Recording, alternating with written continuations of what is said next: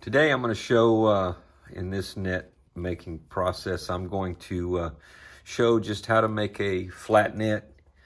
It's just a piece of flat webbing that you may use as a some type of, I don't know, baseball barrier, gill net for catching fish, a seine, or anything where you just need a piece of flat webbing, unlike a cast net that's circular. If you go back to making cast nets part 2, it shows you a lot of the process on how to make a circular net.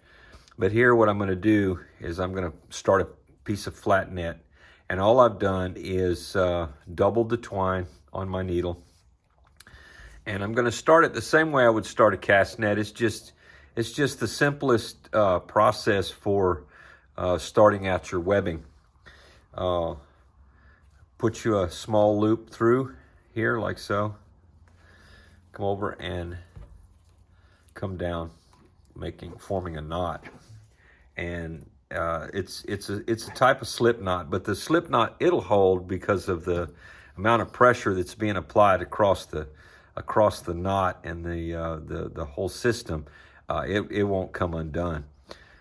So what I'm going to use is a 7/8 inch dowel rod as a gauge to set my mesh, and we'll just drive on and we'll do this. What I want to do is I want to try to get the first knot lined up with the second knot, or the second knot lined up with the first knot, so those are equal.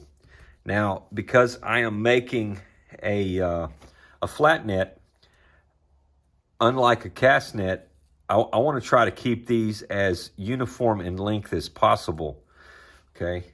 It's not necessary because I'm going to show you 2 ways to decide how to do this. If I was going to remove this top section and have double salvage on my net, I'm going to go ahead and make it that way, but I'm going to start with double. Normally you won't have to start with double, but I'm going to show you how to go from double twine to single twine without having to cut your twine off of your needle. Okay, so what we're going to do is we're going to make a couple mesh here, and we're going to decide how long we want to make this net. But I'm doing this for demonstration purposes, so I'm not going to actually make a net. I'm just going to show you the process that you're going to use to form your net, okay? I'm using number 18 twine so that you're able to see what I'm doing a lot easier. Okay, you're going to make a series of these, and you're going to decide how long you want to make this, and it's fairly simple. Say you wanted to go and have a nice square mesh that's about 20 feet long. What you're going to do is make you a couple of these and lay them out, and then look at them as though you're going to make a triangle out of this gauge size netting. You're going to make a triangle. One of the things you can do is you can make you a small trial run. I know twine costs money, but you can make you a small trial run and say this is the size that you want to hang your net. This is how the size that you're going to want the net to work at. So it's about 1 3/8 of an inch on your mesh size. So if you calculate 1 3/8 inches and divide that into 20 feet by converting the feet to inches and divide it, then you'll know on here how many of these that you have to tie in order to do it. If you don't count your first one, but you count your second one, that gives you your first 1 3/8 inches. Okay, so go from here and run it out to get you your 20 feet. And that way you know that when you make your 20 feet, your webbing will hang like this, in this fashion, and give you the exact 20 feet that you need by the time you're completed. Now, what I'm going to do is I'm going to make this a certain length, and what I'm going to do is I'm going to come back. This is all you're going to do. You're going to continue this to make out your total length that you need. What I'm going to do is I'm going to go ahead and make this a certain length, and then I'm going to come back and show you how to drop down from one row and drop down to the next row and go back the other direction. So if you're going to make 20 feet, you'll run it this many hangings for your 20 feet distance, so you know you already calculated the number of feet you need to go. And then you'll be able to flip the net over and continue to go from left to right, and then flip the net and go left to right again, and so that you can use the Flying Dutchman technique to complete your net.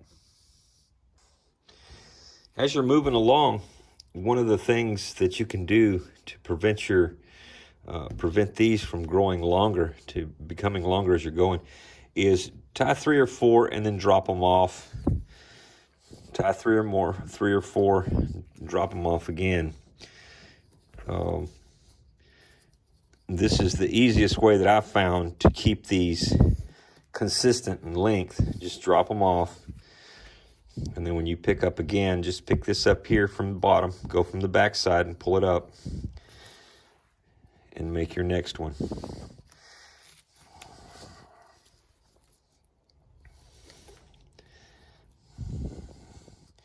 What I always do is I always pull it this way so that I'm pulling the back side to line this up here, so that I'm getting the same length every time.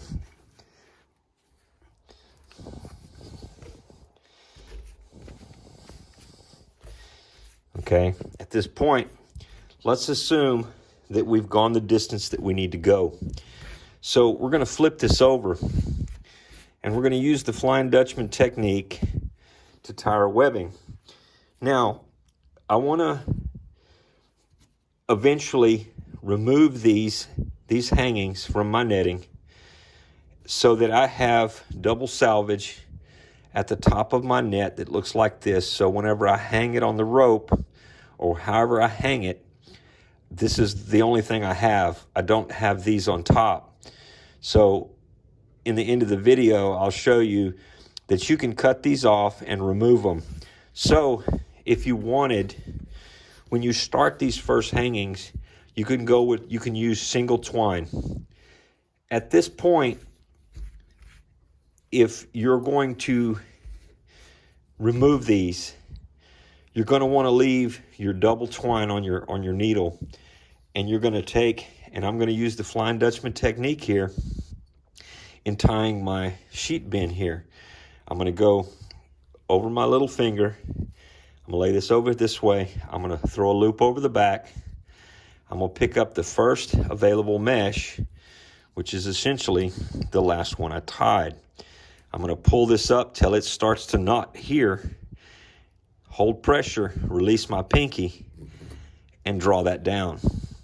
Show you again. You notice what we've done here is we've dropped to the next level. By having this here, we've dropped to the next level.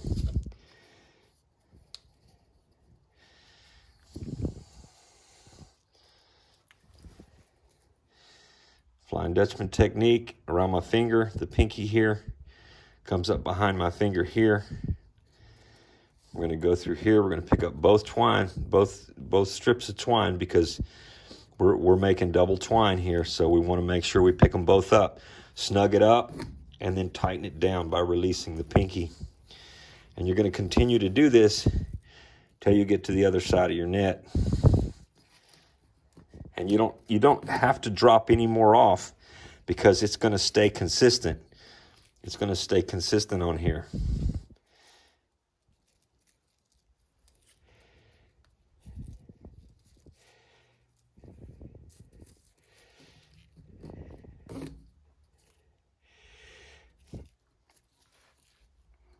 Let me go ahead and finish this out.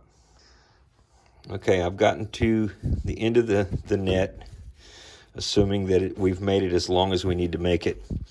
Now, what we want to do is we want to go to a single twine so that we're making a single mesh instead of a double mesh. A double mesh is a mesh that has, in this case, this is considered a double mesh. Well, if I'm going to remove this top section so that I have double, what's referred to as double salvage, what I want to do whenever I come down on my next step here, what I want to do is I want to leave my double line. By leaving my double line, it's going to make sure that I have double salvage that is complete across the top. If I don't drop down the one mesh here before I modify this, then it's not going to work out too well for me. Now, what I want to do is, at this point, I need to continue. I need to continue my net to make my flat net, but I don't want to continue with double salvage. So what I'm going to do is I'm going to take all the twine off of my needle. By taking the twine off, now I can come back in here and I can actually cut one line. Make sure you cut the correct, well, usually it doesn't matter which one you actually cut, because you made this on a loop. Okay, so what I'm going to do is I'm going to cut one of these because we've already got it tied here. Now, when I cut this, it's only going to be one knot in this, but when I come back and put another knot down here, it's going to actually give me 2 knots on that double twine to secure it even better. Okay, so I'm going to take this one. I'm going to cut one of them off. Now what I'm going to do is I'm going to take this end piece here, throw me a little knot, do the same thing that I always do with my needles. Tie that knot in there. Put it back on my needle. I'm using a really large needle because I'm using really large twine so that you can see what I'm doing. Now, if you're going to make a gill net, you're going to probably want to just use like number 4 twine. And put all of this back on your needle, and I'll be right back. Okay, I have my needle reloaded, so what I'm going to do is I'm going to continue the Flying Dutchman and continue my webbing. Okay, essentially I've arrived at the end of my net, and I'm going to remove this. I'm going to flip the net over, and I'm going to go back this direction. Using the Flying Dutchman, I'm going to pin it about here, run it around my pinky. Let me pull this up. I'm going to run it around my pinky, throw my loop over, come under here, make sure my loop is over there. I'm going to square this all up, and I'm going to draw it down. So essentially, as you can see, I've gone from double twine down to single twine. Okay, so it'll become a little easier when you do that. But I always recommend that when you're going to make webbing, that you always have a double twine on the top and bottom of your webbing. The sides, you can add that later. I can show you how to add that later. If you make a piece of webbing and then you decide to cut it, you want to cut it. And the side webbing, because the sheet bin is being tied up and down this way, it's not being tied sideways.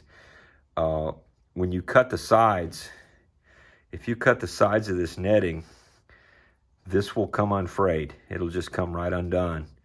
Okay, so you need to make sure that you safeguard it and you take care of it. Now, if you notice, each one of these have a loop, so if you cut it this way, horizontally on the net itself, then you can always take the knot out, and this is the result that you'll have at the end of that webbing on that mesh.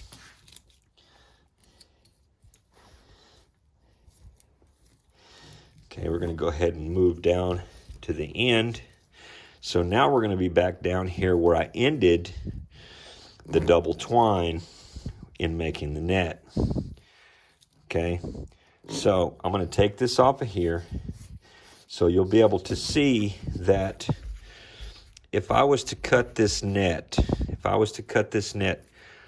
right here on each one of these, just above each one of these knots, when I take that knot out of there, then I'm going to have double salvage without this top section on it. Now, if you make you a gill net or whatever, this top piece, you want to call it a header or whatever you want to call it, this top piece right here does not have to be removed. But for aesthetic purposes, if you decide that you don't want that up there, you can just cut along this net right here, and you can take those knots out, and it's going to leave you a nice clean mesh like this on the top. Okay, and that's why we actually left it double when we drop down, so that it'll give you double here. Okay, if you didn't leave the double there, then on this side mesh for the top piece right here, you're not going to have that, because when you cut this knot, when you cut this line here, this knot will be removed. When that happens, if you cut that double line here on this knot to drop down to the next row, then that you're going to have a piece of loose twine there that's not actually working. But by doing it this way, by dropping it down here and then start your single twine, it gives you that double salvage right here at the top.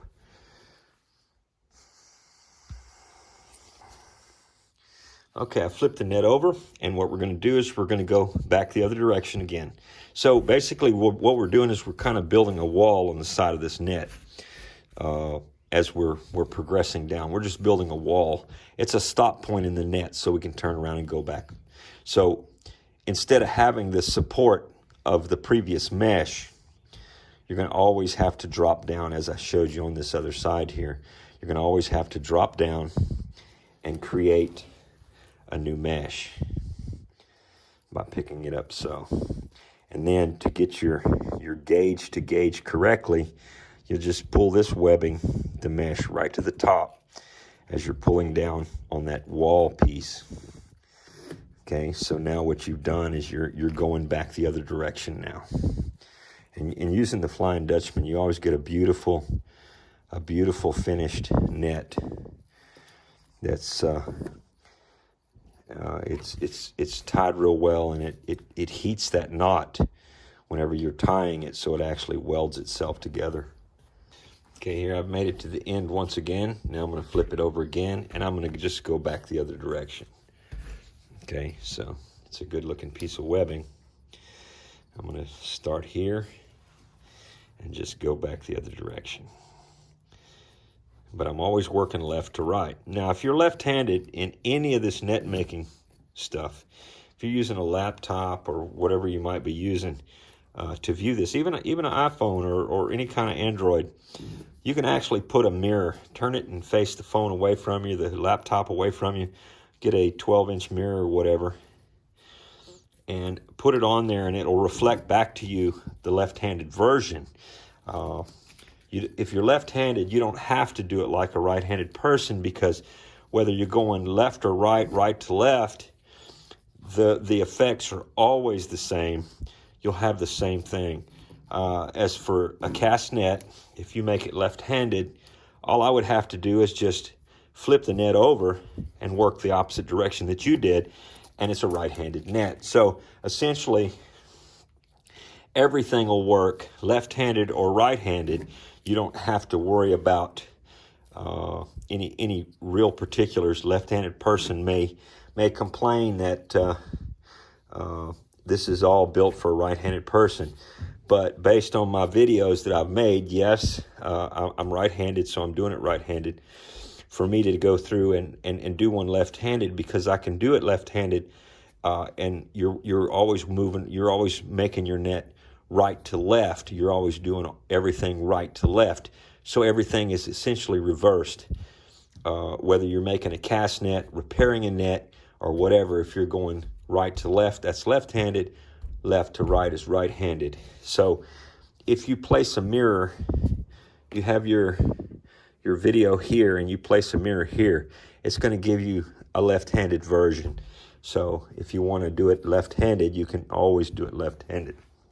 Okay, now let's consider that or imagine, if you will, we're at the bottom of the net. We're as long as we're going to go this direction.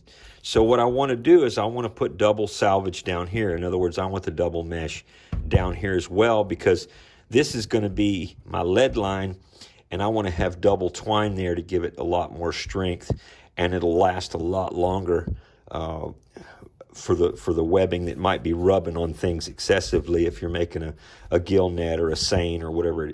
So what I'm going to do is I'm going to pull this off. I'm going to pull all this twine off of my needle, and I'm going to go back to a double needle. So I'm going to pull this off this way. I'm going to bring this piece to here, and I'm going to draw all of this out this way. I'm going to draw it all out, put my loop on here, and I'm going to refill my needle. Now we're going full, but we're still connected to the net. Okay, so what I'm going to do is I'm going to bring all that line in a double line coming back to the net. So I'm going to refill this needle. Okay, so now I've got double twine. Okay, so as you can see, I've got probably a little more than I need, but it's going to make it more comfortable in the process to hold it in place. So I can come over here and I can put these double twine, this double line here. I can put this double line and I can pin it down with my finger here, like I would normally do with a cast net. I'm going to pin this down, and now I'm going to go to double twine. Okay, get myself a little more out here. Over here, like so. And I'm going to pull this down. Okay, now what I've done is I have the new piece in place with double twine. So I'm going to remove that. I'm going to flip this over, and now I'm going to continue this way. So this excess can actually be removed. I'm not going to remove all of it. I'm just going to remove a small amount so that it doesn't get in my way when I'm tying my next knot. Okay, so I'm going to pull this around. I'm going to go up in here, but make sure I got both of them over. I'm going to pull up, and I'm going to pull this down. Okay, so now what I've done is I've started to put what's referred to as double salvage on here. Let me go ahead and finish this out. Okay, before I completely finish this net, I'm gonna show you something here that you may encounter and how to fix that. So when you're using double twine, what happens is sometimes you see how it appears as though one piece of the twine is a little loose. You grab one side of the twine, pull tight. Grab the other side of the twine and pull tight. And what happens is it pulls it on down and makes it nice and neat. And that's the biggest headache. See how right here, that's the biggest headache when you're using double twine, is that occurs. But like I say, in your first net making venture, you should always just go ahead and do single mesh, single salvage. And by doing that, it really lets you get the principles of the net making process down. Once you have it down, then you understand a lot better what you're doing and how you're going to go about doing what you're doing. So you can pull them up. Okay, so I finished the double salvage right there. Okay, so what I'm going to do, I'm going to go ahead and trim this all the way off since I'm through working with my net, because oftentimes you might dip your net once you've completed this process. Okay, so what I'm going to do is I'm going to pull this off. And I'm going to trim those and pull the knots so that you're able to see that when I went with double twine on into the first row, and I got a full mesh. I did a full mesh in double twine. When I cut these off, you'll see I've got double salvage at the top. Okay, looking at this, what I'm going to do is I'm going to go in here. I'm going to cut this. I'm going to cut this top section off so that you're able to see. If you notice, I'm cutting directly above this knot right here.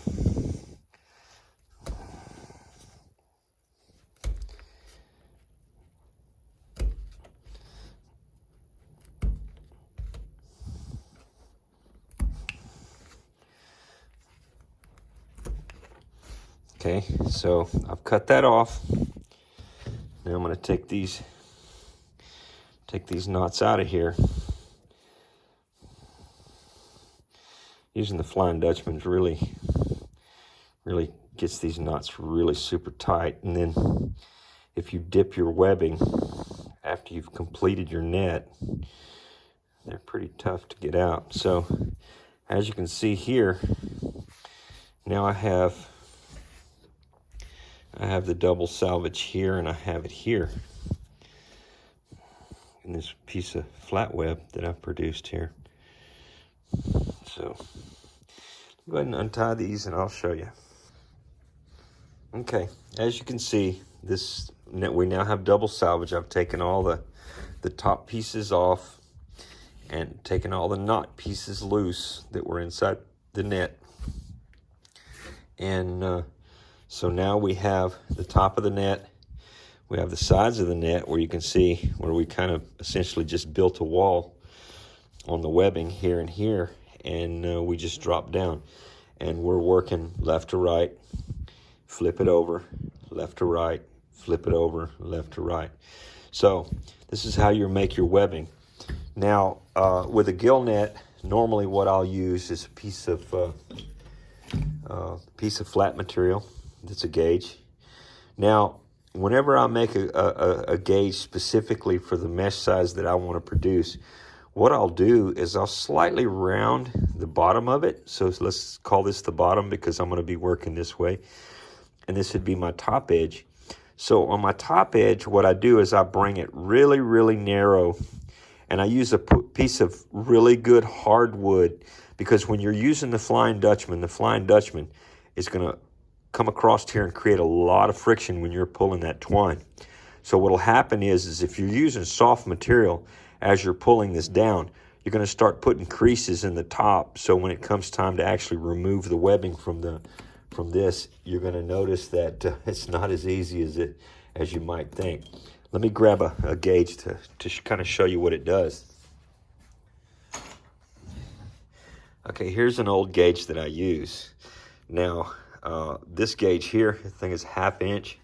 Whenever I'm making pretty much the largest mesh that I make, other than since I started these YouTube videos, I usually make a really, really fine mesh.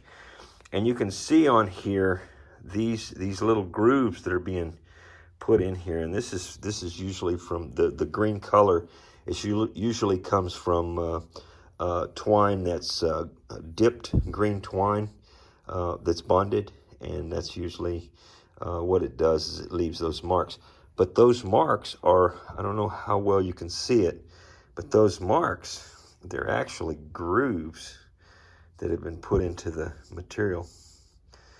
It's actually little grooves. I can't get the light just right. I don't know how well you'll be able to see it, but it actually puts little tiny grooves in the wood. Okay, so you don't want to pull too hard. If you pull too hard, this is the result. And the larger the material you use, the larger this material is you use, the more you're going to pull hard, and you're going to put a lot of friction in there, and it's going to put a lot of pressure. Okay, let's see if we can find it on here.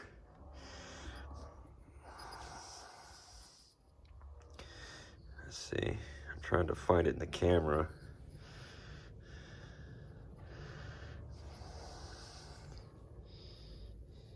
There's a few right there. See if I can get this thing to focus a little closer. Yeah, you can see a little glare right here where you can see where that heavier twine, as I'm pulling it really, really tight against this dowel, this 7/8 dowel, you can see how I started to groove it, you know. But when you're using a dowel, you don't have this acute edge right here. If you're using a flat gauge, that's why those little plastic flat gauges that they sell, the nylon ones, I can't use those because I will cut into them with the Flying Dutchman. Flying Dutchman is an aggressive method for tying knots, and the end result is just beautiful webbing. Anyway, I hope y'all enjoyed this. Get out and make you some flat web, make you some gill nets and some seines, and once you complete them, dip them real well, and they'll last you a lifetime. You take care of them. Thanks, guys.